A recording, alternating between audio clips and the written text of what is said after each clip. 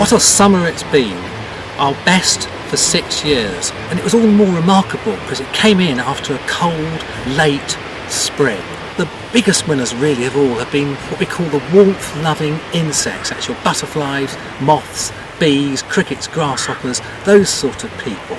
They abounded once the heat kicked in July. Many of our late winter and early spring plants had incredibly long flowering seasons, snowdrops, daffodils, primrose and bluebells, simply because of the cold, slow spring. Inevitably, the year had its wildlife losers, really because the cold late spring was a very difficult time for a lot of wildlife. Barn owls in particular suffered badly then, but it was difficult for breeding frogs and toads, and indeed for many mammals just out of hibernation, although the mammals actually picked up well during the summer.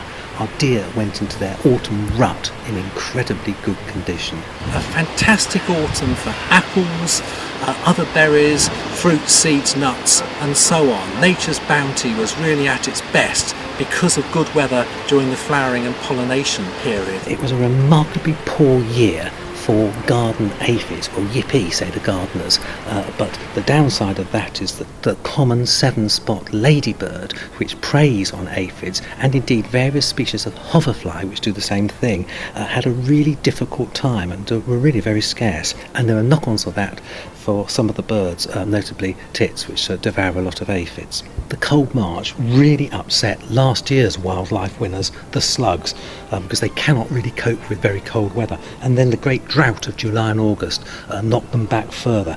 But like the Daleks, they will return.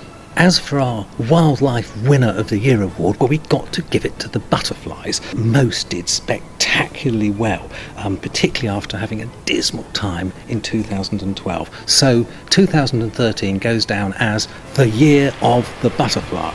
Never underestimate nature.